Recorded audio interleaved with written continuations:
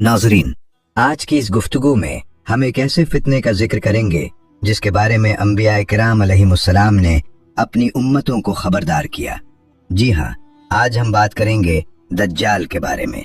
नाजरीन, जरा तसव्वुर करें, पिछले 30 दिनों से समंदर में ऐसा तूफान चल रहा है जैसे कयामत की दहलीज पर खड़े हों। अंधेरा, चीखती हवाएं और मौजें जो जहाज को कभी आसमान तक उछालती हैं, कभी गहरे पानी में दफन करने लगती हैं। हजरत तमीम दारी रजी अल्लाह अन्हो और उनके 37 साथी बेबस हो चुके हैं। जुबान पर बस एक दुआ, या अल्लाह बचा ले। और फिर धुंध और खौफ के दरमियान अचानक एक जजीरा नजर आता है। सब समझते हैं नजात मिल गई, मगर जैसे ही कदम साहिल पर पड़ता है, सामने एक बालों से ढकी अजीब मखलूक खड़ी है।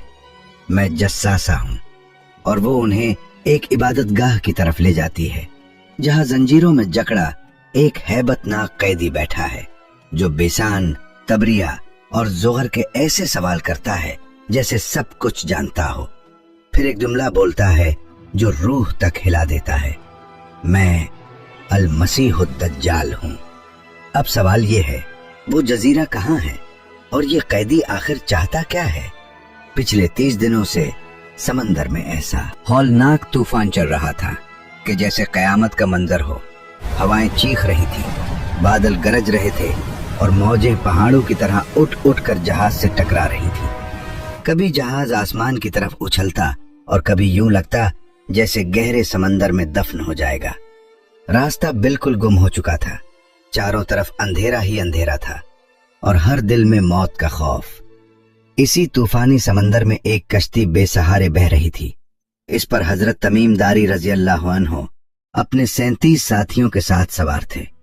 सबके चेहरे थकन से चूर थे, आंखों में खौफ साफ नजर आ रहा, मगर जुबानों पर एक ही सदा थी, या अल्लाह हमें बचा ले। वो बादबान संभालते, रस्सियों को मजबूती से पकड़ते और हर जोरदार झटके के साथ अपने रब से मदद मांगते। इंसान की ताकत जवाब दे चुकी थी, अब सहारा सिर्फ अल्लाह की जात थी। वक्त गुजरता गया, तूफान कम होने का नाम नहीं ले रहा था। फिर अचानक दूर अंधेरे के दरमियान कुछ नजर आया। पहले तो सबको लगा शायद आंखों का धोखा है, मगर जब गौर से देखा तो पानी के बीच एक जजीरा दिखाई दिया। जहाज आहिस्ता आहिस्ता इसी तरफ बढ़ने लगा, जैसे कोई गैबी ताकत उसे इस समत ले जा रही हो। ने सुकून का सांस लिया, दिल में उम्मीद जागी कि शायद अब हम बच गए, शायद अब तूफान से निजात मिल जाए। लेकिन उन्हें क्या खबर थी कि ये जजीरा सुकून की जगह नहीं था। यहाँ जो होने वाला था वो समंदर के तूफान से भी ज्यादा खौफनाक और हैरान कुन था। समंदर की बेरहम मौजों से लड़ते लड़ते आखिरकार वो कश्ती एक जोरदार झटके के साथ साहिल से जा टकराई और रुक गई। कुछ लम्हों तक सब लोग खामोश खड़े रहे, जैसे यकीन ही ना आ रहा हो कि जमीन वाकई उनके कदमों के नीचे है। फिर एहतियात से वो एक एक करके नीचे उतरे। सामने एक सुनसान जजीरा, ना इंसानों की आवाज, ना किसी आबादी का निशान, सिर्फ खामोशी और एक अनजाना खौफ। वो आहिस्ता आहिस्ता जजीरे के अंदर की तरफ बढ़ने लगे। अभी चंद कदम ही चले थे कि अचानक उनके सामने एक ऐसी मखलूक आ खड़ी हुई जिसे देखकर सबके रोंगटे खड़े हो गए। उसका पूरा जिस्म गिने बालों से ढका हुआ था, चेहरा भी बालों में छुपा हुआ था। ये समझना मुश्किल था कि उसका आगे का रुख कौन सा है और पीछे का कौन सा। वो धीरे धीरे उनकी तरफ बढ़ रही थी। सब लोग सहम कर रुक गए, दिलों की धड़कन तेज हो गई। वो मखलूक उनके बिल्कुल सामने आकर ठहर गई और खामोशी से घूरने लगी। फजा में अजीब सा दबाव था। आखिर एक शख्स ने हिम्मत करके लरजती हुई आवाज में पूछा, तो क्या चीज है? उस मखलूक ने भारी आवाज में जवाब दिया, मैं जस्सासा हूं। सबने हैरत से एक दूसरे की तरफ देखा। फिर सवाल किया गया, जस्सासा क्या है? उसने मुख्तसर जवाब दिया, तुम लोग उस इबादतगाह में जाओ, वहां एक शख्स है जो तुम्हारा इंतजार कर रहा है। अब सूरत हाल और भी पुरअसरार हो चुकी थी। खौफ और तजस्सुस के मिले जले एहसास के साथ वो सब उसके इशारे की सिमत चल पड़े। कुछ फासले पर एक पुरानी इबादतगाह जैसी इमारत खड़ी थी। दरवाजा नीम खुला था, अंदर अंधेरा और खामोशी। जब वो अंदर दाखिल हुए तो मंजर देखकर सबके कदम वही जम गए। सामने एक निहायत कदावर और हैबतनाक शख्स बैठा था। उसका जिस्म गैर मामूली तौर पर बड़ा था। हाथ मजबूत जंजीरों से गर्दन के साथ जकड़े हुए थे। घुटनों से लेकर टखनों तक लोहे की भारी बेड़ियां पड़ी थीं। उसकी आंखें सुर्ख और तेज थीं, जैसे अंगारे दहक रहे हों। वो सबको घूर रहा था। हजरत तमीमदारी रजी अल्लाह अन्हु ने अल्लाह ताला की हम्दो सना बयान की। फिर पुरसकून मगर बावकार अंदाज में उससे पूछा, तुम कौन हो? उस शख्स ने गहरी आवाज में जवाब दिया, पहले तुम बताओ कि तुम कौन हो। चुनांचे हजरत तमीमदारी रजी अल्लाह अन्हु ने पूरा वाकया बयान किया।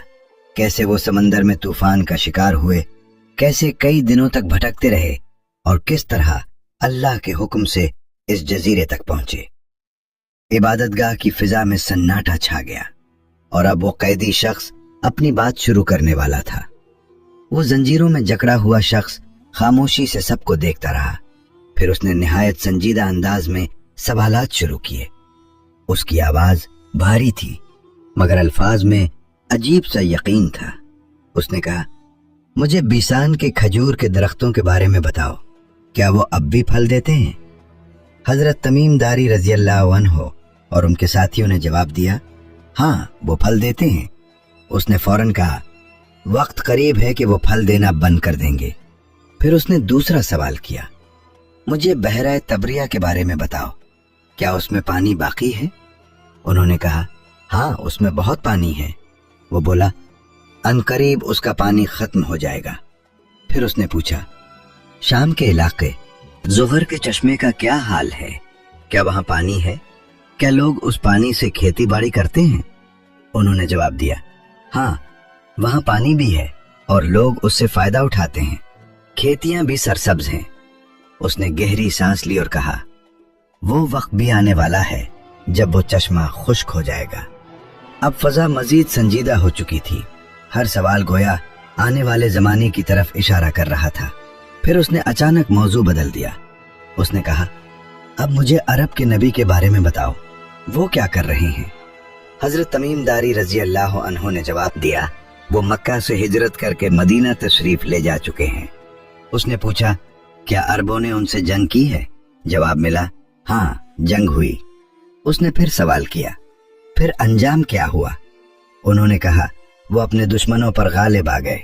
लोग उनकी इताअत कबूल कर रहे हैं और उनके दीन में दाखिल हो रहे हैं। ये सुनकर उस कैदी शख्स के चेहरे पर अजीब सा तासुर आया। उसने कहा, क्या वाकई ये सब हो चुका है? अगर ऐसा है तो लोगों के लिए बेहतर है कि वो उस नबी की इताअत इख्तियार करें। फिर उसने अचानक अपनी असल पहचान जाहिर करने उसने कहा, अब मेरी बात सुनो, मैं अलमसीह दज्जाल हूँ। वो वक्त करीब है जब मुझे निकलने की इजाजत दे दी जाएगी। मैं पूरी जमीन में घूमूंगा, कोई शहर कोई बस्ती बाकी न रहेगी सिवाय मक्का और मदीना के। 40 दिनों में मैं सारी दुनिया का चक्कर लगा लूंगा, मगर मक्का और मदीना मुझ पर हराम होंगे, वहां दाखिल नहीं हो सकूंगा। बाकी पूरी जमीन मेरी पहुंच में होगी। ये अल्फाज सुनकर सब पर सन्नाटा छा गया। मामला सिर्फ एक पुरअसरार जजीरे का नहीं था, यह कयामत की बड़ी निशानियों में से एक का जिक्र था। जजीरे से वापसी के बाद हजरत तमीमदारी रजी अल्लाह अन्हु फौरन रसूल अकरम सल्लल्लाहु अलैहि वसल्लम की खिदमत अक़दस में हाजिर हुए। उन्होंने पूरा वाक़या तफसील से बयान किया। आप सल्लल्लाहु अलैहि वसल्लम ने निहायत तवज्जो के साथ सब कुछ सुना। फिर नमाज के बाद सहाबाए कराम रजी अल्लाह अन्हुम को जमा फरमाया। आप सल्लल्लाहु अलैहि वसल्लम ने इरशाद फरमाया, तमीमदारी जो पहले ईसाई थे मेरे पास आए, उन्होंने बैत की और इस्लाम कबूल किया। उन्होंने मुझे एक वाक़या सुनाया है और वो वाक़या बिल्कुल उसी तरह है जैसा मैं तुम्हें दज्जाल के बारे में पहले से बताता आ रहा हूँ। फिर आप सल्लल्लाहु अलैहि वसल्लम ने सहाबाए कराम रजी अल्लाह अन्हुम को पूरा वाक़या बयान फरमाया। इसके बाद आप सल्लल्लाहु अलैहि वसल्लम ने निहायत अहम बात इरशाद फरमाई। आपने फरमाया, याद रखो वो शाम के समंदर की तरफ हो सकता है या यमन के समंदर की तरफ हो सकता है। फिर चंद लम्हों के लिए तवक्कुफ फरमाया। आप सल्लल्लाहु अलैहि वसल्लम ने अपना दस्ते मुबारक उठाया, मशरिक की जानिब इशारा किया और 3 मर्तबा फरमाया, नहीं बल्कि वो मशरिक की तरफ होगा, मशरिक की तरफ होगा, मशरिक की तरफ होगा। ये अल्फाज गोया आने वाले वक्त की एक वाज़ेह निशानदही थे, एक ऐसा फितना जिसके बारे में खुद रसूल अकरम सल्लल्लाहु अलैहि वसल्लम ने बार बार उम्मत को खबरदार फरमाया। दज्जाल आखिर मशरिक के किस खित्ते से जाहिर होगा, उसके पास कौन सी गैर मामूली ताकतें होंगी, ये सब तफसील आगे आएगी। लेकिन इससे पहले यह समझना जरूरी है कि उसके ज़हूर से पहले दुनिया का माहौल कैसा होगा। रसूल अकरम सल्लल्लाहु अलैहि वसल्लम ने खबर दी कि दज्जाल के निकलने से पहले चंद साल ऐसे आएंगे जो फरेब और धोखे से भरे होंगे। आप सल्लल्लाहु अलैहि वसल्लम ने फरमाया कि उस जमाने में सच्चे को झूठा कहा जाएगा और झूठे को सच्चा बना दिया जाएगा, अमानतदार को खाइन समझा जाएगा और खाइन को दयानतदार मान लिया जाएगा। और उस दौर में रुवैबिदा लोगों के बड़े बड़े मामलात में गुफ्तगू करेंगे। सहाबा किराम रजी अल्लाह अन्हुम ने अर्ज किया, या रसूल अल्लाह सल्लल्लाहु अलैहि वसल्लम, रुवैबिदा कौन होंगे? आप सल्लल्लाहु अलैहि वसल्लम ने फरमाया, कुम ज़र्फ और नाअहल लोग जो अवाम के अहम मामलात में बोलने लगेंगे। ये अल्फाज सिर्फ एक पेशगोई नहीं बल्कि एक आईना है। अगर हम अपने इर्द गिर्द देखें तो महसूस होता है कि सच और झूठ का मेयार धुंधला पड़ता जा रहा है। धोखा आम है, किरदार की पहचान मुश्किल हो चुकी है और बाज़ औक़ात नाअहल अफराद असर और रसूख के मकाम पर दिखाई देते हैं। मगर याद रखो, ये सब उस बड़े फितने की तमहीद है जिससे उम्मत को खबरदार किया गया है। इसका मतलब हरगिज ये नहीं कि हम किसी खास वक्त का तयन कर सकते हैं। वक्त का इल्म सिर्फ अल्लाह ताला के पास है, मगर निशानियां बताती हैं कि आजमाइशें बढ़ती जाएंगी। बाज रिवायात में एक शख्सियत का जिक्र मिलता है जिसे सुफियानी कहा गया है। इस बारे में मुख्तलिफ अक़वाल मौजूद हैं, लेकिन सही और कतई अहादीस में इसकी तफसील वाज़ेह तौर पर साबित नहीं। इसीलिए इस मौजू पर एहतियात जरूरी है। जो बात यकीनी और मुत्तफ़िक़ अलैह है वो दज्जाल का फितना है, एक ऐसा फितना जिसके बारे में रसूल अकरम सल्लल्लाहु अलैहि वसल्लम ने बार बार उम्मत को आगाह फरमाया। दज्जाल का ज़हूर ईमानों का सख्त इम्तिहान होगा। हालात ऐसे होंगे कि जुल्म अपने उरूज पर पहुंच जाएगा, इंसानी जान की हुर्मत पामाल होगी। फितना इस कदर शदीद होगा कि लोग हैरान और परेशान रह जाएंगे। बाज आसार में यह जिक्र भी मिलता है कि वो शाम के इलाके में असर और रसूख कायम करेगा। और याद रहे कि नबी अकरम सल्लल्लाहु अलैहि वसल्लम के जमाने में शाम एक वसी खित्ता था जिसमें मौजूदा सीरिया, लुबनान, उर्दुन और फलस्तीन के इलाके शामिल थे। यानी ये पूरा खित्ता उसकी सरगर्मियों का मरकज बन सकता है। जब जुल्म अपनी इंतहा को पहुंचेगा तो अल्लाह ताला अपनी कुदरत का एक और निशान जाहिर फरमाएगा। अहादीस सहीहा में एक ऐसे शख्स का जिक्र आता है जो अहले बैत में से होगा। रसूलुल्लाह सल्लल्लाहु अलैहि वसल्लम ने फरमाया, उसका नाम मेरे नाम पर होगा और उसके वालिद का नाम मेरे वालिद के नाम पर होगा, यानी मोहम्मद बिन अब्दुल्ला, जिन्हें उम्मत इमाम मेहदी के नाम से जानेगी। वो ऐसे वक्त में जाहिर होंगे जब दुनिया नाइंसाफी से भर चुकी होगी और अल्लाह ताला उनके जरिए जमीन को अदलो इंसाफ से भर देगा। ये सब वाकयात हमें खौफ ज़दा करने के लिए नहीं सुनाए गए बल्कि तैयार करने के लिए बयान किए गए हैं। असल सवाल ये है, जब वो वक्त आएगा हमारा ईमान किस हाल में होगा? उधर सरजमीन शाम बदअमनी और फितनों की लपेट में होगी। हालात इस कदर बिगड़ चुके होंगे कि अमन एक ख्वाब बन जाएगा और इसी दौरान अरब की सरजमीन पर भी एक नया बुहरान जन्म लेगा। अहादीस में इशारा मिलता है कि एक खलीफा की वफात के लिए बाद सख्त इख्तिलाफात पैदा होंगे। इख्तिदार की कश्मकश कबाइल को आमने सामने ले आएगी, खून रेजी आम होगी, हत्ता के मुकद्दस मकामात की हुर्मत भी पामाल होने लगेगी। हज जैसे अजीम इज्तिमा में भी झगड़े और तसादुम की खबरें आएंगी। गोया उम्मत इंतर के एक नाजुक मरहले में दाखिल हो चुकी होगी। इसी पुराशूब माहौल में ایک مرد صالح منظر پر آئیں گے۔ وہ فتنوں سے بچنے کے لیے مکہ مکرمہ کا رخ کریں گے۔ خاموشی سے، بغیر کسی دعوے کے، وہ حرم کعبہ میں طواف کر رہے ہوں گے۔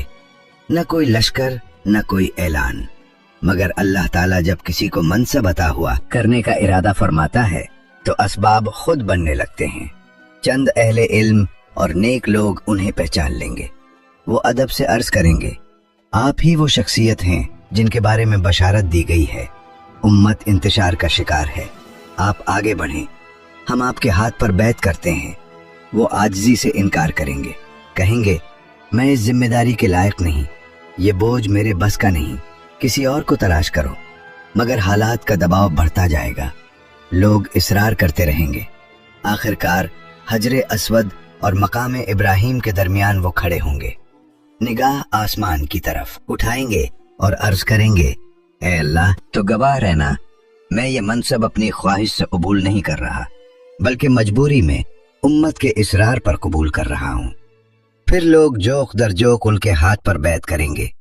یوں ایک نئے دور کا آغاز ہوگا۔ دوسری طرف جب شام میں موجود ایک ظالم حکمران، جس کا ذکر بعض روایات میں سفیانی کے نام سے ملتا ہے، اس بیعت کی خبر سنے گا تو وہ سخت برہم ہوگا۔ وہ ایک بڑا لشکر تیار کر کے مکے کی طرف روانہ کرے گا۔ مقصد واضح ہوگا، اس ابھرتی ہوئی قیادت کو کچل دینا۔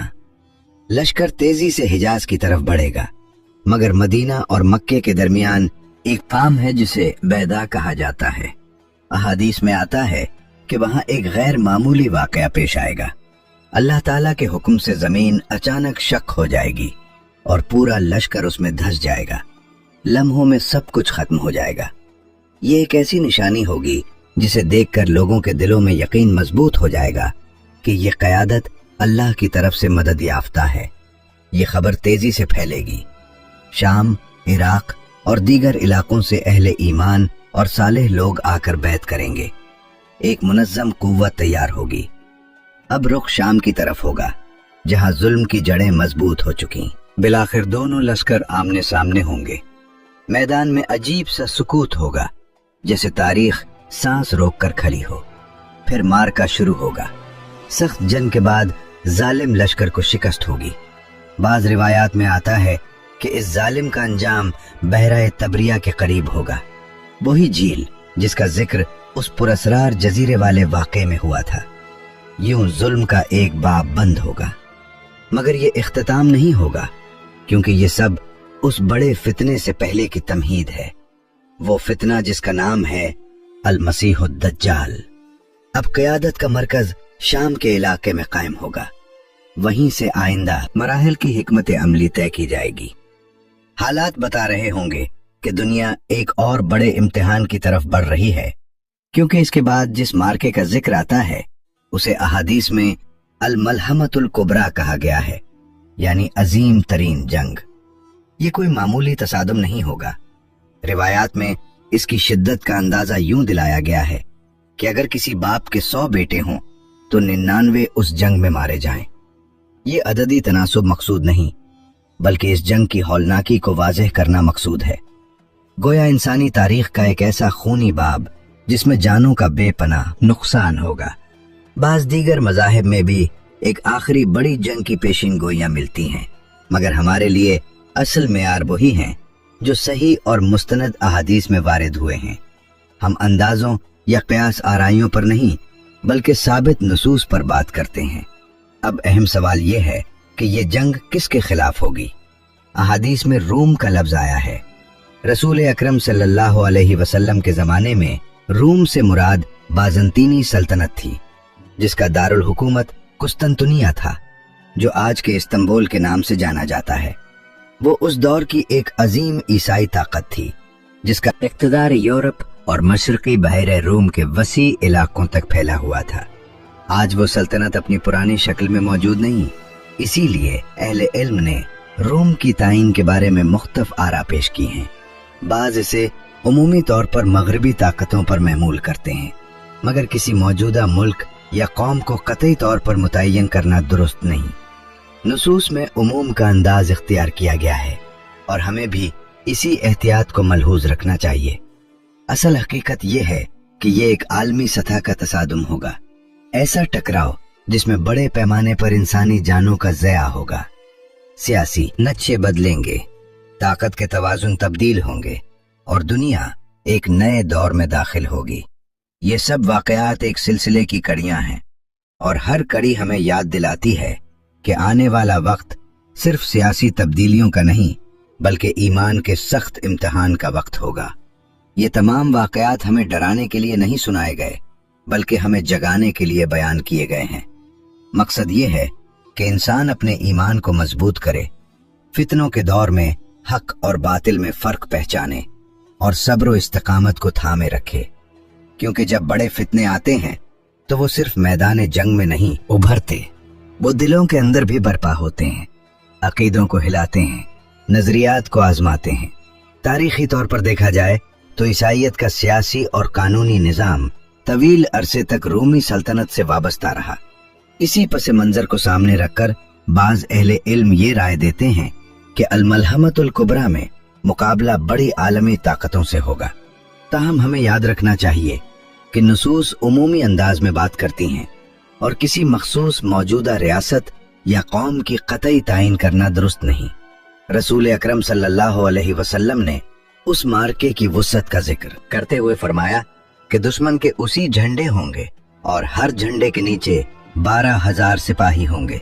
इस हिसाब से तादाद 9,60,000 बनती है। ये बयान उस जंग की अजमत और शिद्दत को जाहिर करता है। अलबत्ता इन आदाद की हकीकत ज़ाहिरी या तमसीली होने के बारे में अहले इल्म के दरमियान गुफ्तगू पाई जाती है। असल मकसूद तादाद नहीं बल्कि मार्के की संगीनी है। ये जंग अचानक नहीं भड़केगी। अहादीस में आता है कि इससे पहले मुसलमानों और रूम के दरमियान एक अमन मुआहिदा होगा, फिर दोनों एक मुश्तरका दुश्मन के खिलाफ मिलकर जंग करेंगे। वो मार्का कामयाबी से मुकम्मल होगा और माले गनीमत भी हासिल होगा। बज़ाहिर ताल्लुकात बेहतर होते दिखाई देंगे, लेकिन वापसी पर जब दोनों अफवाज एक मैदान में जमा होंगी तो एक वाकया सब कुछ बदल देगा। रिवायात में जिक्र है कि एक ईसाई शख्स सलीब बुलंद करके कहेगा, सलीब गालिब आ गई। ये जुमला माहौल को भड़का देगा। एक मुसलमान गैरत में आकर उससे उलझ पड़ेगा और मामला कत्ल तक पहुंच जाएगा। इसी लम्हे मुआहिदा टूट जाएगा, कशीदगी खुलकर सामने आ जाएगी और फिर आमाक या दाबिर के मैदान में अजीम जंग की तैयारी शुरू हो जाएगी। दोनों लश्कर आमने सामने होंगे, फजा में सन्नाटा होगा मगर दिलों में तूफान। फिर तारीख का एक खून रेज बाब खुल जाएगा। रसूल अकरम सल्लल्लाहु अलैहि वसल्लम ने फरमाया कि उस जंग में मुसलमान 3 हिस्सों में तकसीम हो जाएंगे, 1/3 मैदान छोड़ देगा। आप सल्लल्लाहु अलैहि वसल्लम ने फरमाया कि उनकी ये पसपाई ऐसी होगी कि अल्लाह ताला उनकी तौबा कबूल नहीं फरमाएगा, यानी वो संगीन कमजोरी का मुजाहिरा करेंगे। 1/3 शहीद हो जाएगा और वो अल्लाह ताला के नजदीक अफजल शुहदा में शुमार होंगे और आखिरी तिहाई को फतह नसीब होगी। आप सल्लल्लाहु अलैहि वसल्लम ने फरमाया कि वो बाद में किसी बड़े फितने में मुब्तला नहीं होंगे। ये फतह फौरी नहीं आएगी, कई दिनों तक सख्त जंग जारी रहेगी, खून बहेगा, आजमाइशें आएंगी और ईमानों का वजन होगा, मगर आखिरकार वो गिरोह कामयाब होगा जिसने साबित कदमी दिखाई होगी। ये सब हमें एक ही बात याद दिलाता है, आने वाले दौर की असल तैयारी असलहा नहीं बल्कि ईमान की मजबूती है। बाज रिवायात में ये जिक्र भी मिलता है कि इमाम मेहदी की नुसरत के लिए मशरिक की समत से, खुरासान के इलाके से सियाह झंडों वाले लश्कर उठेंगे। रसूल अकरम सल्लल्लाहु अलैहि वसल्लम के जमाने में खुरासान एक वसी खित्ता था जिसमें आज के ईरान, अफगानिस्तान और वस्ती एशिया के बाज इलाके शामिल थे। एक रिवायत में अल्फाज आते हैं कि जब तुम खुरासान की तरफ से सियाह झंडे आते देखो तो उनमें शामिल हो जाओ, चाहे तुम्हें बर्फ पर घिसट कर ही क्यों न जाना पड़े। अलबत्ता मुहद्दिसीन ने इस रिवायत की असनाद पर कलाम किया है, इसलिए इस मसले में जज्बाती नतीजा निकालने के बजाय इल्मी एहतियात जरूरी है। असल और यकीनी बुनियाद वही अहादीस हैं जो सही सनद के साथ साबित हैं। अब मंजर बदलता है, अजीम जंग अपने उरूज पर होगी। गर्दो गुबार से आसमान धुंधला जाएगा, امام مہدی کی قیادت میں مجاہدین کے منتخب دستے میدان میں اتریں گے۔ یہ وہ لوگ ہوں گے جو جان ہتھیلی پر رکھ کر نکلیں گے۔ واپسی کی کوئی شرط نہیں، زندگی کی کوئی ضمانت نہیں، صرف ایک مقصد، حق کی سربلندی۔ پہلا دن، شدید لڑائی، تلواروں کی جھنکار، نیزوں کی ٹکر اور فضا میں تکبیر کی صدائیں۔ شام تک وہ دستہ شہادت کا مرتبہ پالے گا، میدان خون سے رنگین ہو جائے گا، مگر جنگ رکے گی نہیں۔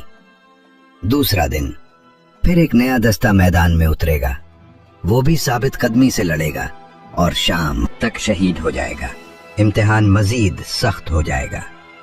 تیسرا دن، پھر وہی منظر، جان نثار مجاہدین آگے بڑھیں گے، دشمن کی یلغار شدید ہوگی، مسلمان تعداد میں کم ہوتے جائیں گے، مگر حوصلہ نہیں ٹوٹے گا۔ زمین سرخ ہو چکی ہوگی، فضا میں بارود اور خون کی بو ہوگی، اور تاریخ ایک ہولناک باب رقم کر رہی ہوگی۔ پھر چوتھا دن طلوع ہوگا، یہ فیصلہ کن لمحہ ہوگا۔ مسلمان طے کریں گے کہ اب کوئی علیحدہ دستہ نہیں جائے گا، اب پوری فوج ایک صف بن کر، ایک قوت بن کر حملہ کرے گی۔ اتحاد ہی ان کی طاقت ہوگا۔ پھر وہ گھڑی آئے گی جب پوری قوت کے ساتھ دشمن پر یلغار کی جائے گی، ایسی جنگ جس کی مثال پہلے کبھی نہ دیکھی گئی ہوگی۔ تلواریں چمکیں گی، نیزے ٹوٹیں گے، سپاہی ایک دوسرے سے گتھم گتھا ہوں گے اور زمین کانپ اٹھے گی، اور پھر اللہ تعالیٰ کی نصرت نازل ہوگی۔ وہ گروہ جو ثابت قدم رہا، جس نے پیٹھ نہیں دکھائی، جس نے جان کی پرواہ نہیں کی، فتح اس کے قدم چومے گی۔ یہ مارکا صرف ہتھیاروں کا نہیں ہوگا، یہ یقین، صبر اور ثابت قدمی کا امتحان ہوگا۔ رومی لشکر کو شکست دینے کے بعد نگاہیں ایک اور تاریخی شہر کی طرف اٹھیں گی، قسطنطنیہ، جسے آج استنبول کہا جاتا ہے۔ احادیث کے مطابق یہ فتح دجال کے خروج سے پہلے مسلمانوں کا ایک عظیم مارکا ہوگا۔ رسول اکرم صلی اللہ علیہ وسلم نے فرمایا کہ الملحمۃ الکبریٰ اور قسطنطنیہ کی فتح کے درمیان 6 سال کا وقفہ ہم ہوگا، اور 7ویں سال دجال ظاہر ہوگا۔ مگر اس شہر کی فتح عام جنگوں کی طرح نہیں ہوگی۔ نبی اکرم صلی اللہ علیہ وسلم نے ارشاد فرمایا کہ جب مسلمان شہر کے قریب پہنچیں گے تو نہ تلواروں سے حملہ کریں گے، نہ تیروں کی بارش ہوگی۔ وہ صفیں باندھ کر کھڑے ہوں گے اور بلند آواز سے اللہ اکبر کا نعرہ لگائیں۔ تکبیر کی گونج فضا میں پھیلے گی، اور اچانک شہر کی ایک جانب کی دیوار گر جائے گی۔ پھر دوبارہ نعرہ تکبیر بلند ہوگا تو دوسری سمت کی دیوار ڈھہ جائے گی۔ تیسری مرتبہ اللہ کا نام لیا جائے گا اور شہر کا دروازہ خود بخود کھل جائے گا۔ یوں اللہ تعالیٰ کی مدد سے بغیر روایتی خونریز جنگ کے مسلمان شہر میں داخل ہوں گے۔ یہ فتح صرف عسکری طاقت کی نہیں بلکہ ایمان کی قوت کی علامت ہوگی۔ شہر میں کثیر مال غنیمت ہوگا۔ بعض روایات میں آتا ہے کہ مجاہدین اپنے ہتھیار زیتون کے درختوں پر لٹکا دیں گے۔ فضا میں سکون، سپاہی شکرانے کے جذبات سے سرشار ہوں گے، زبانوں پر حمد ہوگی، دلوں میں اطمینان۔ مگر تاریخ کا سب سے بڑا فتنہ ابھی پردے کے پیچھے کھڑا ہوگا۔ اسی لمحے ایک خوفناک آواز گونجے گی، دجال نکل آیا ہے، وہ تمہارے گھروں تک پہنچ چکا ہے۔ لوگ چونک اٹھیں گے، یہ آواز کہاں سے آئی، کس نے دی؟ کسی کو معلوم نہ ہوگا۔ ماحول میں بے چینی پھیل جائے گی۔ تحقیق کے لیے 10 ماہر اور دلیر گھڑ سوار روانہ کیے جائیں گے۔ رسول اکرم صلی اللہ علیہ وسلم نے فرمایا کہ میں ان کے نام، ان کے باپوں کے نام اور ان کے گھوڑوں کے رنگ تک جانتا ہوں، اور وہ اس وقت روئے زمین کے بہترین سوار ہوں گے۔ وہ جا کر حقیقت معلوم کریں گے، پتہ چلے گا کہ خبر جھوٹی تھی۔ رسول اکرم صلی اللہ علیہ وسلم نے فرمایا کہ وہ آواز شیطان کی طرف سے ہوگی تاکہ مسلمانوں میں اضطراب پیدا کیا جائے۔ مگر جب وہ سوار واپس لوٹیں گے تب تک حقیقت بدل چکی ہوگی، دجال واقعی ظاہر ہو چکا ہوگا، اور یوں تاریخ کے سب سے عظیم اور خطرناک فتنے کا آغاز ہوگا۔ ایسا فتنہ جو صرف جسموں کو نہیں بلکہ ایمانوں کو آزمائے گا۔ رسول اکرم صلی اللہ علیہ وسلم نے خبر دی کہ دجال مشرق کی سمت سے ظاہر ہوگا۔ بعض روایات میں خراسان کا ذکر ملتا ہے، جبکہ ایک صحیح روایت میں اس کے ظہور کی جگہ اصفہان کے قریب ایک بستی یہودیہ بیان کی گئی ہے۔ آپ صلی اللہ علیہ وسلم نے فرمایا کہ اصفہان کے 70,000 یہودی اس کے پیروکار ہوں گے جو خاص قسم کی چادریں اوڑھے ہوں گے۔ یہ تفصیل اس فتنے کے ابتدائی منظر کی نشاندہی کرتی ہے۔ آپ صلی اللہ علیہ وسلم نے دجال کی ظاہری علامات بھی بیان فرمائیں۔ وہ ایک جوان شخص ہوگا، گنگریالے بالوں والا، ایک آنکھ سے عیبدار ہوگا اور اس کی آنکھ ابھری ہوئی انگور کی طرح ہوگی۔ اس کی پیشانی پر کفر لکھا ہوگا جسے ہر مومن پڑھ لے گا، چاہے وہ پڑھا لکھا ہو یا نہ ہو۔ یہ تحریر اس کی حقیقت کو ظاہر کرے گی، مگر صرف ان کے لیے جن کے دل ایمان سے روشن ہوں گے۔ یہ وہ فتنہ جس سے خود نبی اکرم صلی اللہ علیہ وسلم ہر نماز میں اللہ تعالیٰ کی پناہ مانگتے تھے۔ آپ صلی اللہ علیہ وسلم اپنی امت کو بھی تاکید فرماتے تھے کہ دجال کے فتنے سے بچنے کی دعا کیا کرو، کیونکہ اس کا امتحان صرف تلوار اور جنگ کا نہیں ہوگا، بلکہ ایمان، عقل اور یقین کا امتحان ہوگا۔ دجال دنیا میں 40 دن رہے گا، مگر یہ 40 دن عام دنوں جیسے نہیں ہوں گے۔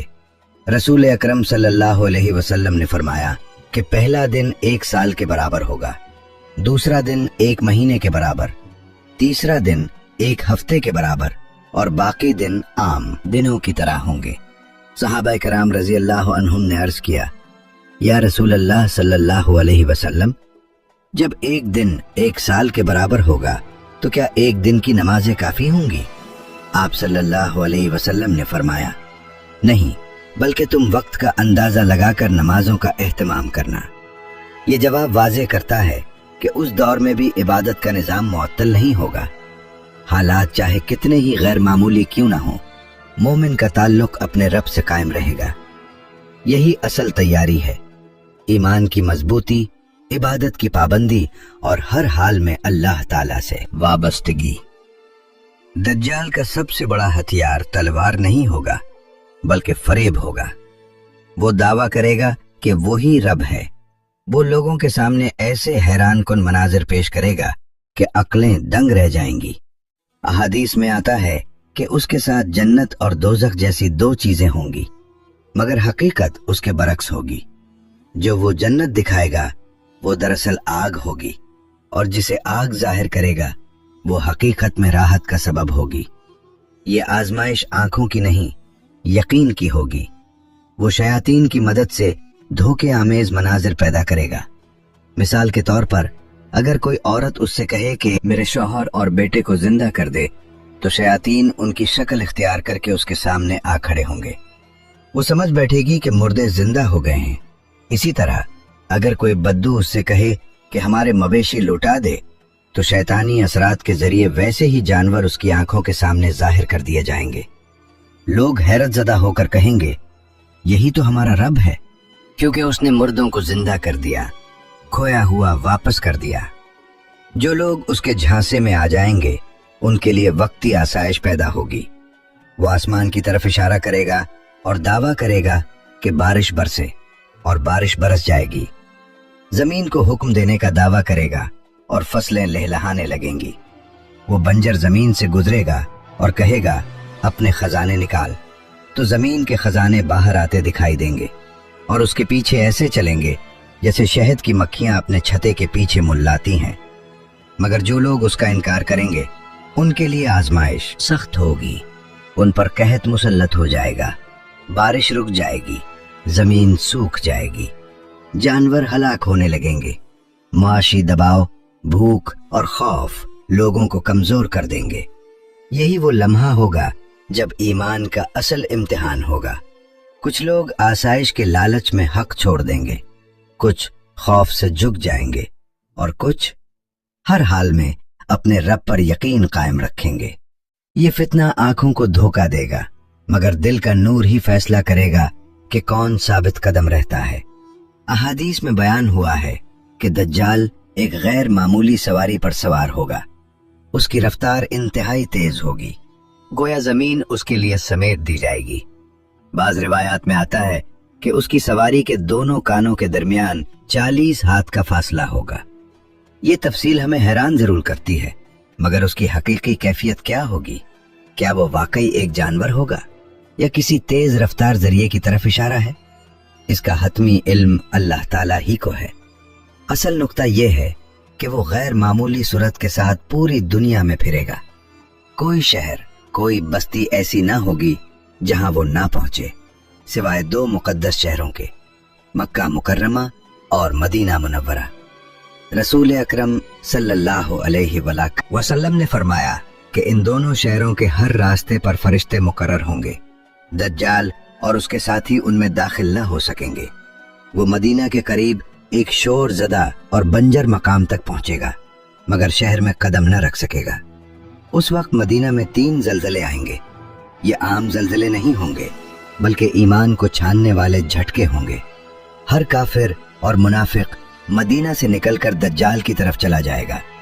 यूं मदीना नापाक लोगों से पाक कर दिया जाएगा। सच और झूठ अलग हो जाएंगे। ईमान और निफाक की लकीर वाज़े हो जाएगी। और फिर एक निहायत अजीब और ईमान अफरोज वाक़या पेश आएगा। अहादीस में आता है कि एक मोमिन शख्स मदीना से निकलकर दज्जाल की तरफ जाएगा। उसके दिल में खौफ नहीं होगा, बल्कि यकीन होगा। रास्ते में दज्जाल के मुहाफिज उसे रोक लेंगे और पूछेंगे, कहाँ जा रहे हो? वो सुकून से जवाब देगा, मैं उस शख्स की तरफ जा रहा हूं जो अभी जाहिर हुआ है। वो पूछेंगे, क्या तुम हमारे रब पर ईमान नहीं रखते? वो मोमिन मजबूत लहजे में कहेगा, हमारे रब के बारे में कोई शक नहीं। ये जवाब उन्हें गुस्से में भर देगा। वो कहेंगे, उसे कत्ल दो। फिर उनमें से कुछ एक दूसरे को याद दिलाएंगे, नहीं, हमें हुक्म है कि उसे हमारे रब के सामने पेश किए बगैर कत्ल न करें। यूं उस मोमिन को दज्जाल के सामने लाया जाएगा और अगला मंजर ईमान की तारीख का एक अजीम बाब होगा। उसे पकड़कर दज्जाल के सामने लाया जाएगा। मजमा खामोश होगा। सबकी नजरें उस मोमिन पर जमी होंगी। जैसे ही वो दज्जाल को देखेगा, पूरी जिरात के साथ बुलंद आवाज में पुकार उठेगा, लोगों, ये वही दज्जाल है जिसके बारे में रसूलुल्लाह सल्लल्लाहु अलैहि वसल्लम ने हमें खबर दी थी। ये अल्फाज सुनकर दज्जाल का चेहरा गुस्से से सुर्ख हो जाएगा। वो चीख कर हुक्म देगा, इसे मजबूती से पकड़ो। मुहाफिज उसके हाथ पांव जकड़ देंगे। फिर दज्जाल कहेगा, इसे सख्त सजा दो, और उसे बेरहमी से मारा जाएगा। फिर दज्जाल उसके करीब आकर कहेगा, क्या अब भी तू मुझ पर ईमान नहीं लाता? वो मोमिन पूरी साबित कदमी से जवाब देगा, तू झूठा मसीह है। ये सुनकर दज्जाल तैश में आ जाएगा। वो हुक्म देगा कि उसे 2 हिस्सों में काट दिया जाए। आरी उसके सर के दरमियान से चलाई जाएगी और उसका जिस्म 2 टुकड़ों में तकसीम कर दिया जाएगा। लोग सहम जाएंगे। मंजर इंतहाई हौलनाक होगा। फिर दज्जाल उन दोनों हिस्सों के दरमियान चलते हुए कहेगा, उठ खड़ा हो। अल्लाह ताला के हुक्म से वो शख्स दोबारा जिंदा होकर खड़ा हो जाएगा। ये मौजज़ाना मंजर देखकर लोग हैरान रह जाएंगे। दज्जाल दोबारा पूछेगा, अब बता, क्या मुझ पर ईमान लाता है? वो मोमिन और ज्यादा यकीन के साथ जवाब देगा, अल्लाह की कसम, अब तो मेरे यकीन में और इजाफा हो गया है कि तू ही वो दज्जाल है। फिर वो मजमा की तरफ रुख करके ऐलान करेगा, लोगों, मेरे बाद ये दज्जाल किसी के साथ ऐसा नहीं कर सकेगा। ये अल्फाज दज्जाल के गुरूर पर आखिरी ज़र्ब होंगे। वो दोबारा उसे कत्ल करना चाहेगा, मगर अल्लाह ताला उसकी गर्दन को तांबे की तरह सख्त कर देगा। दज्जाल जितनी भी कोशिश करे उसे कत्ल ना कर सकेगा। आखिरकार वो उसे अपनी आग में फेंक देगा। लोग समझेंगे कि वो जल गया, मगर हकीकत ये होगी कि अल्लाह ताला उसे अपनी रहमत से जन्नत में दाखिल फरमा लेगा। रसूलुल्लाह सल्लल्लाहु अलैहि वसल्लम ने फरमाया कि वो शख्स अल्लाह के नजदीक सबसे अजीम शहीद होगा। ये वाकया हमें याद दिलाता है, फितने कितने ही बड़े क्यों ना हों, सच्चा ईमान आखिरी लम्हे तक सर नहीं झुकाता। अहादीस में बयान हुआ है कि दज्जाल अपने साथ जन्नत और जहन्नम जैसी 2 चीजें लेकर आएगा। उसके साथ दहकती हुई आग होगी, बहते हुए पानी की नहरें होंगी और रिस्क के ढेर दिखाई देंगे। लोग जाहिरी मंजर देखकर धोखे में पड़ जाएंगे, मगर रसूलुल्लाह सल्लल्लाहु अलैहि वसल्लम ने हकीकत वाज़े फरमा दी। जिसे वो जन्नत कहेगा वो दरअसल अजाब होगी, और जिसे वो आग जाहिर करेगा वो ठंडा और मीठा पानी होगा। आप सल्लल्लाहु अलैहि वसल्लम ने ताकीद फरमाई कि अगर कोई उसका जमाना पाए और ऐसी आजमाइश सामने आए तो उस चीज की तरफ जाए जिसे वो आग कहता है, क्योंकि हकीकत में वही निजात का रास्ता होगा। ये हिदायत हमें बताती है कि उस वक्त आंखों पर नहीं बल्कि वही की खबर पर एतमाद करना होगा। दज्जाल का फितना इस कदर शदीद होगा कि आम इंसान उसके मुकाबले की ताकत न रखेगा। वो जमीन के बड़े हिस्से पर अपना असर कायम कर लेगा। खौफ, फरेब और वक्ती आसाइश के जरिए लोगों के दिलों को आजमाएगा। हालात ऐसे हो जाएंगे कि अहले ईमान बेबसी महसूस करेंगे, मगर जब फितना अपनी इंतहा को पहुंचेगा तो अल्लाह ताला की तरफ से फैसला सादिर होगा। इसी लम्हे हजरत ईसा अलैहिस्सलाम को आसमान से नाजिल फरमाया जाएगा। ये तारीख का एक अजीम मोड़ होगा। बातिल के मुकाबले में हक के आखिरी गलबे का आगाज। अहादीस के मुताबिक हजरत ईसा अलैहिस्सलाम दमिश्क की जामे मस्जिद के मशरकी सफेद मीनार के पास नाजिल होंगे। आप 2 हल्के जर्द रंग के कपड़े पहने होंगे और अपने हाथ 2 फरिश्तों के परों पर रखे हुए होंगे। जब आप सर मुबारक झुकाएंगे तो पानी के कतरे टपकेंगे और जब उठाएंगे तो वो कतरे मोतियों की तरह चमकते दिखाई देंगे। वो जुम्मे का दिन होगा। फजर की नमाज का वक्त होगा। इकामत हो चुकी होगी। मुसलमान सफ़ें बांधे खड़े होंगे। इमाम मेहदी आगे बढ़कर नमाज की इमामत कराने वाले होंगे। अचानक नजर उठेगी और वो एक नूरानी मंजर देखेंगे। हजरत ईसा अलैहिस्सलाम तशरीफ ला चुके होंगे। इमाम मेहदी अदब से पीछे हट जाएंगे और अर्ज करेंगे, आप इमामत फरमाएं। हजरत ईसा अलैहिस्सलाम इरशाद फरमाएंगे, इकामत आपके लिए कही गई है, नमाज आप ही पढ़ाएं।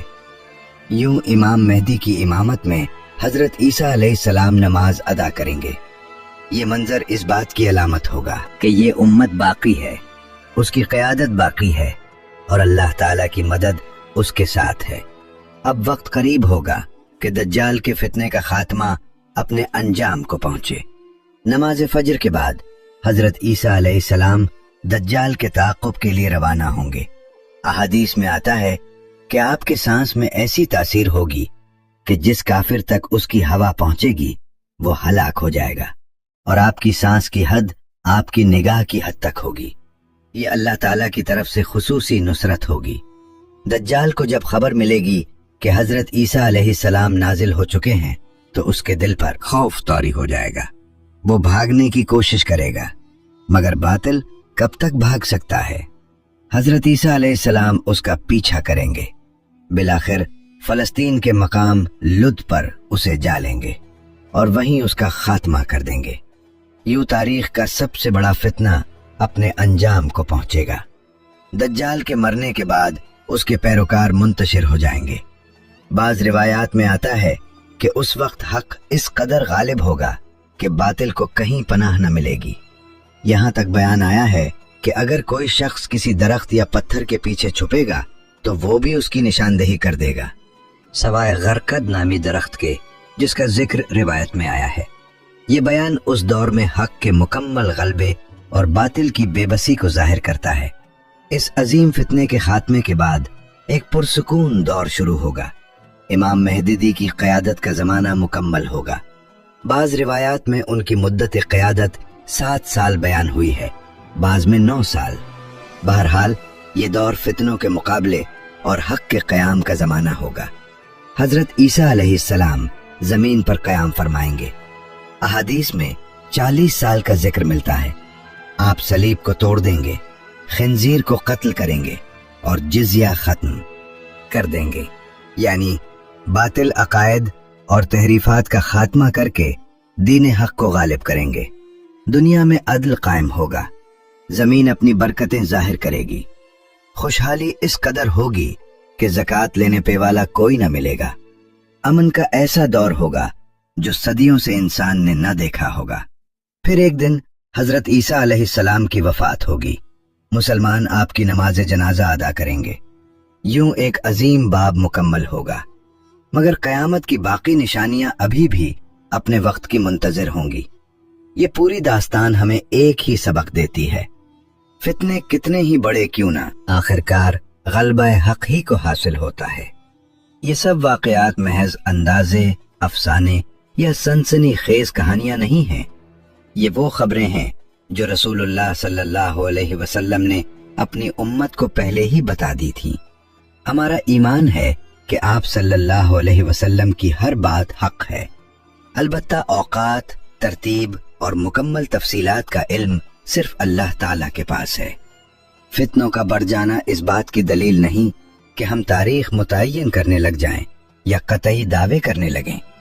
درست رویہ یہ ہے کہ ہم خبردار رہیں، ایمان مضبوط کریں، صحیح علم حاصل کریں اور اللہ تعالیٰ سے حفاظت کی دعا کرتے رہیں۔ اب اصل سوال یہی ہے، اس عظیم فتنے سے بچنے کا راستہ کیا ہے؟ رسول اکرم صلی اللہ علیہ وسلم نے ہمیں اس کا طریقہ بھی سکھا دیا ہے۔ صحیح مسلم کی روایت میں آتا ہے کہ آپ صلی اللہ علیہ وسلم نے فرمایا، جس نے سورۃ الکہف کی پہلی 10 آیات یاد کر لیں وہ دجال کے فتنے سے محفوظ رکھا جائے گا۔ ایک روایت میں آخری 10 آیات کا بھی ذکر ملتا ہے، اور یہ بھی فرمایا گیا کہ اگر کوئی شخص دجال کا زمانہ پائے تو اس کے سامنے سورۃ الکہف کی ابتدائی آیات کی تلاوت کرے۔ یہ کوئی معمولی ہدایت نہیں، یہ فتنے کے مقابلے میں ایک روحانی ڈھال ہے۔ لہٰذا آج ہی سے عزم کریں، سورۃ الکہف کی ابتدائی 10 آیات حفظ کریں، ہر جمعہ اس سورت کی تلاوت کو اپنا معمول بنائیں۔ یہ صرف ایک رسم نہیں بلکہ حفاظت کا ذریعہ ہے۔ اسی طرح نبی اکرم صلی اللہ علیہ وسلم ہمیں ایک خاص دعا بھی سکھایا کرتے تھے۔ آپ ہر نماز میں یہ دعا مانگتے تھے، اللہم انی اعوذ بک من فتنۃ المسیح الدجال، اے اللہ میں مسیح دجال کے فتنے سے تیری پناہ مانگتا ہوں۔